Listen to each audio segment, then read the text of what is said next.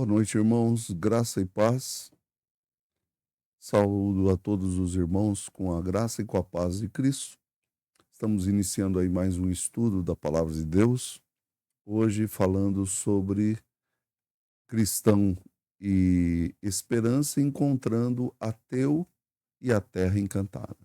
Nós vamos ver algumas coisas sobre isso. Quero convidar você aí a orar comigo. Nós estamos orando e agradecendo a Deus pela vida da Ivonete, pela vida da Janete, pela vida dos nossos irmãos. E nós queremos orar também pela dona Zilda, seu José, o pai e a mãe da Cristiane, e que Deus possa estar abençoando e salvando todas essas pessoas, né? Nos lembramos também da Beth, que não estava bem, que Deus possa estar curando o braço dela, também o Gesael, a dona Lúcia e todos os demais irmãos, aqueles que têm ouvido a palavra e aqueles que estão mais fracos também. Então, ore comigo. Temos também dois pedidos lá. Um casal, Denise, sofreram um acidente e nós pedimos que Deus possa estar curando essas pessoas. Oremos então. Pai, nós te agradecemos pela tua palavra, te agradecemos pelo fortalecimento que vem das tuas mãos.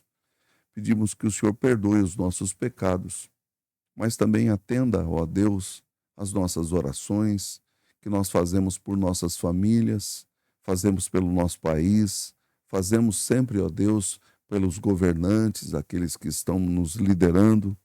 Ó Deus, eu te peço pela igreja também, que a tua mão esteja revigorando a vida dos presbíteros, dos diáconos, também dos nossos irmãos. Perdoa os nossos pecados, como já dissemos, mas também nós te agradecemos pela vida, ó Deus, da Ivonete, que já está melhor, sua casa, todos os seus. Te agradecemos também, ó Deus, porque o Senhor tem sustentado a todos nós. Peço agora, em especial, pela vida da Beth, pela vida desse casal que sofreu um acidente. Peço pela vida, ó Deus, da dona Zilda, do seu José, que o Senhor ponha a tua mão sobre eles. Obrigado por esta hora. Perdoa os nossos pecados. Abençoa também os demais irmãos, aqueles que estão mais fracos, ó Deus, fortalece-os. É a nossa oração. Em nome de Jesus. Amém. Meus irmãos, quando nós estamos estudando o livro do Peregrino tem algumas coisas aqui que nós precisamos ver e estudar, porque ele é como se fosse um manual de santificação.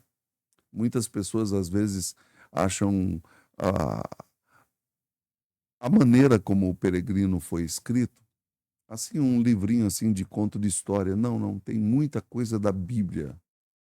E eu me lembro assim que os pastores sempre me indicaram para ler o Peregrino, e eu gosto muito da história do Peregrino. É uma visão que nós precisamos sempre ter da parte de Deus. Então eu quero começar aqui colocando aqui algumas coisas para vocês. O Peregrino foi escrito por John Bunyan, e ele conta que ele teve um sonho na prisão e ele sonhou com um homem que estava a caminho do lar celestial por começar a ler o livro. Então é essa a história. Eu estou já no episódio 31. Se você quiser saber mais sobre a história do Peregrino, você tem que ver as outras coisas, que tem muita riqueza neste livro. Eu aconselho a todos os cristãos que deveriam de ler o Peregrino. O Peregrino é uma história muito significativa. E aqui ele está indo rumo ao lar celestial, e é por isso que tem esse nome, né, o Peregrino. Então, aonde nós estamos é justamente quando eles estavam saindo, ele e Esperança, estavam indo no caminho do lar celestial. Eles já se encontraram com os aduladores, com um homem lá que os desviou do caminho. Eles foram açoitados, mas eles voltaram pelo caminho. Então agora você está vendo na imagem aí os dois peregrinos indo e um outro vindo de encontro. Poucos passos haviam dado quando avistaram um homem que avançava em direção a eles. Cristão, ao vê-lo, disse para Esperança: além, vejo um homem que vem ao nosso encontro, voltando às costas à cidade de Sião.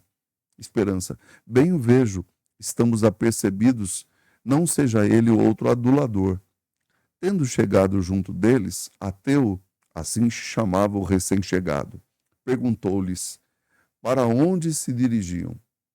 Cristão e respondeu: para o Monte Sião. Ateu soltou uma estrepitosa gargalhada. Muitas pessoas são assim como Ateu. Eles acham que nós somos loucos, somos burros e às vezes até nos ofendem porque nós estamos buscando a Deus, buscando seguir Jesus. Cristão diz assim: por que te ris? Ateu: rio-me por ver quantos sois ignorantes, empreendendo uma viagem tão incômoda, quando a única recompensa com que podeis contar é o trabalho e o enfado da viagem. Cristão: então te parece que não nos receberão lá? Ateu: lá onde? Acaso há neste mundo lugar com que vocês sonham, que sonhais? Cristão: não há neste mundo, mas há no outro. Ateu: quando eu estava em casa no meu país, ouvi falar nisso que dizeis e saí em sua procura. Há 20 anos que ando em busca desses lugares, mas nunca os encontrei. Eu quero ler para vocês aqui Eclesiastes, capítulo 10. Olha o que nos diz o livro de Eclesiastes sobre esse tipo de pessoa. As primeiras palavras da boca do tolo são estultícia, são loucura. E as últimas, loucura perversa. O estulto multiplica as palavras, ainda que o homem não sabe o que sucederá. E quem lhe manifestará o que será depois dele? O trabalho do tolo o fatiga, pois nem sabe ir à cidade. Então ele não sabe para onde vai, ele vai levando a vida, como muitos dizem aí, né, nessa filosofia, vida leva eu levo a vida, e a gente vai indo.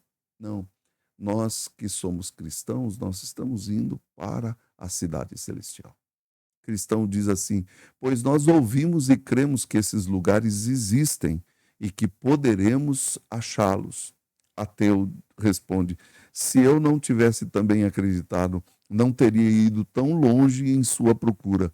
Mas como não o encontrei, e se esse lugar existe, por certo o teria encontrado, pois o tenho procurado mais do que vocês. Volto para casa e verei se posso ainda consolar-me com as coisas que então pus de parte, esperançado como estava no que, como atualmente creio, estas existem. Cristão, olha para a Esperança. Será verdade o que este homem diz? Esperança: muito sentido, este é outro adulador. Recorda-te do que já nos custou uma vez prestar ouvidos a gente deste tipo, pois não há de haver Monte Sião, não avistamos nós das montanhas das delícias à porta da cidade, e não devemos, além de tudo isso, andar segundo a fé, segundo aos Coríntios 5:7. Vamos lá. Diz assim a palavra de Deus.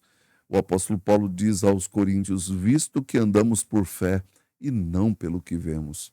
Vamos, não aconteça que outra vez caia sobre nós o açoite. Não esqueçamos aquela importante lição de que devíamos lembrar. Não cesseis, filhos, de ouvir a doutrina, nem ignoreis a palavra do conhecimento. Provérbios 19:27. Cristão responde: querido irmão, não fiz esta pergunta porque duvidasse da veracidade da nossa fé e crença, mas sim para te experimentar e para tirar uma prova da sinceridade do teu coração. Pelo que respeita a este homem, bem sei que está cego pelo Deus do presente século. Continuemos, pois, o nosso caminho, certos de que possuímos a crença da verdade, da qual não pode vir nenhuma mentira. 1 João, capítulo 2, verso de número 21. Não vos escrevi porque não saibais a verdade, antes porque a sabeis, e porque mentira alguma jamais procede da verdade. Esperança, agora regozijo-me na esperança da glória de Deus. E afastaram-se daquele homem chamado ateu, que rindo-se dele seguiu o seu caminho. Vi então no meu sonho que foram andando até chegarem a um certo país, cuja atmosfera torna sonolentos todos os estrangeiros. Esperança começou a experimentar os efeitos do novo ar que respirava, e sentindo-se muito pesado e com muito sono, disse para Cristão. Esperança diz assim: estou com tanto sono que mal posso ter os olhos abertos. Deitemo-nos, pois, um pouco e durmamos. Cristão, nem falemos nisso. Olha que podemos adormecer e não tornarmos a acordar. Esperança, então por quê?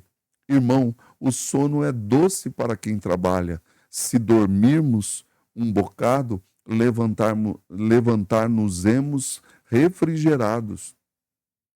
Cristão responde: não te lembras de que um dos pastores nos disse que devíamos tomar cuidado com a terra encantada? Neste conselho, queria dizer-nos que nos abstivéssemos de dormir.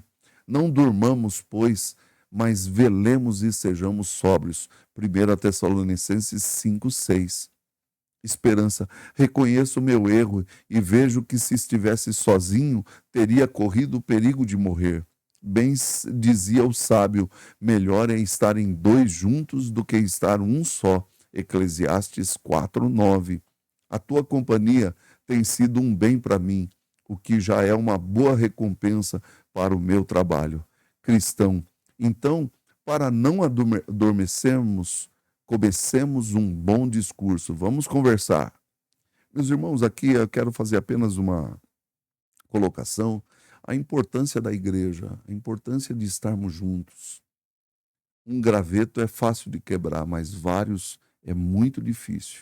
Então nós devemos de sempre consolar uns aos outros, exortar uns aos outros e falar uns com os outros, porque o dia se aproxima.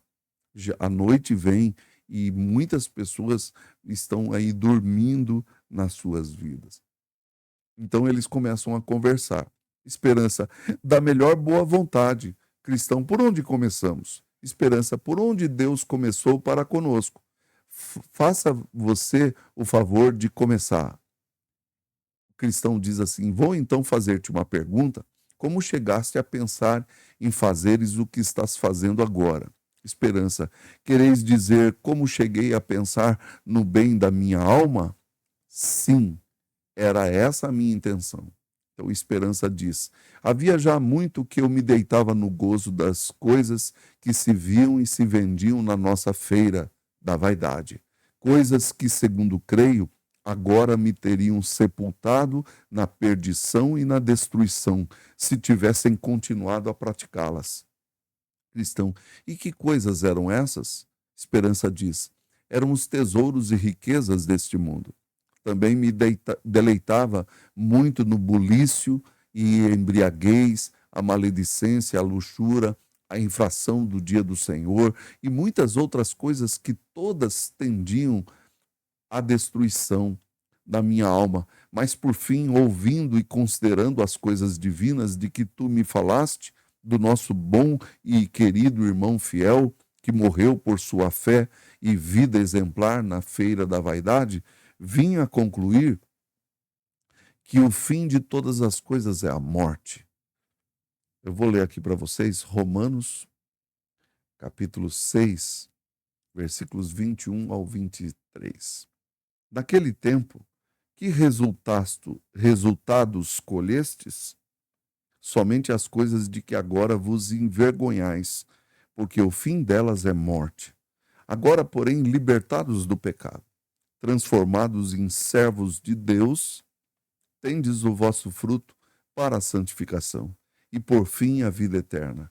Porque o salário do pecado é a morte, mas o dom gratuito de Deus é a vida eterna em Cristo Jesus, o nosso Senhor. e que por meio delas vem a ira de Deus sobre os filhos da desobediência. Efésios 5:6. Cristão, e ficaste logo nessa íntima convicção? Esperança, não quis conhecer desde logo a maldade do pecado, nem a condenação que se lhe segue. Diligenciei antes, quando meu espírito começava a comover-se com a palavra, fechar os olhos à luz. Cristão, mas por que resistias desse modo aos primeiros esforços do Espírito de Deus? Esperança, por estas coisas, primeiro, ignorava que aquela era a obra de Deus em mim. Nunca pensei que Deus começasse a conversão de um pecador pela convicção do pecado. Segundo, o pecado era ainda muito agradável à minha carne e eu sentia muito o ter de abandoná-lo. Terceiro, não pude despedir-me dos meus amigos e companheiros, cuja presença e cujas ações tanto me alegravam. Quarto, eram, desculpem, eram tão incômodas e tão cheias de terror as horas em que sofria por estas convicções que o meu coração não podia suportar, nem sequer a lembrança delas. Cristão, responde, queres dizer que algumas vezes pudeste desembaraçar-te desse incômodo? Esperança, sim, mas nunca me desembaraçava de todo, de modo que tornava a ficar tão mal ou pior do que antes. Cristão, e o que era que outra vez te trazia à memória os teus pecados? Esperança, diferentes coisas, por exemplo, simplesmente o encontrar na rua um homem bom, ouvir alguma leitura da Bíblia, uma simples dor de cabeça, saber que algum vizinho estava doente, ou ouvir tocar a defuntos, pensar na morte, ouvir falar de uma morte repentina ou presenciá-la, mas especialmente pensar no meu próprio estado em que devia comparecer em juízo muito brevemente perante Deus. Cristão, e pudesse sentir alguma vez alívio ao peso dos teus pecados quando te ocorriam esses pensamentos? Esperança, pelo contrário, tomava esta posição mais firme na minha consciência e só pensava que havia de voltar ao pecado, ainda que o meu coração estivesse inclinado para ele. Era para mim um duplo tormento. Cristão, e que fazias então? Esperança, pensava que devia fazer esforços para emendar a minha vida, porque de outra sorte era inevitável a minha condenação. Cristão, não fizeste esses esforços? Esperança, sim, e tornava a fugir, não só dos meus pecados, mas também dos meus companheiros de pecado. Ocupava-me em práticas religiosas, tais como orar, ler, chorar meus pecados, falar na verdade a meus vizinhos, etc. Isto fazia e muitas outras coisas que seria cansativo e difícil de enumerar. Cristão, já te julgavas bom por procederes desse modo? Sim, respondeu Esperança, mas por pouco tempo. Muito depressa tornava a prostrar-me a minha aflição, apesar de toda a minha reforma. Cristão, mas como, se já estavas reformado? Esperança, por várias vezes lembrava-me de palavras como estas: todas as nossas justiças são como um pano imundo, trapos de imundícia. Pelas obras da lei não será justificada toda a carne. Gálatas 2:6. Depois de ter desfeito o que vos foi mandado, dizei: somos uns servos inúteis. Lucas capítulo 17, versículo de número 10. E outras do mesmo estilo. Depois punha-me a discorrer deste modo: se todas as minhas obras de justiça são trapos imundos, se pelas obras da lei ninguém pode ser justificado, e depois de termos feito tudo quanto nos foi mandado, somos uns servos inúteis, é loucura querer chegar ao céu pela lei. E continuava a pensar, e um homem contraiu uma dívida com certo negociante, ainda que dali em diante pague de pronto tudo quanto comprar. A sua antiga dívida continua a existir no livro de conta corrente. E mais dia, menos dia, pode o negociante vir a demandá-lo por ela e fazê-lo prender até ser embolsado. E como aplicaste este raciocínio a ti mesmo? Perguntou o cristão. Esperança, pensei desta maneira: por meus pecados contraí uma grande dívida para com Deus, e minha atual reforma não poderá liquidar aquela conta, de modo que, apesar de todas as minhas emendas, tenho de pensar constantemente na reforma, porque hei de livrar-me da condenação em que incorri por minhas transgressões. Meus irmãos, nós vamos parar por aqui, que agora o Esperança vai começar o seu testemunho. Então eu quero dizer a você o seguinte: primeiro, a graça de Deus é maior do que os nossos pecados. Se você está me ouvindo aqui esta palavra, eu queria desafiar você a buscar a Deus, porque Ele é maravilhoso e Ele pode dar a você o alívio dos seus pecados. Pense nisso que eu estou falando. O dom gratuito de Deus é a vida eterna em Cristo Jesus. Quero orar pela sua vida. Senhor nosso Deus, ao buscar-te agora, Senhor, pela vida desses que estão ouvindo, eu te agradeço porque o Senhor tem sempre fortalecido a minha vida e a vida de tantos outros irmãos. Te agradecemos porque a tua graça tem sido maior do que a vida. É a nossa oração, agradecidos em nome de Jesus. Amém. Uma boa noite a todos, irmãos, graça e paz. Fiquem com Deus. Que o Senhor abençoe a todos. Amém.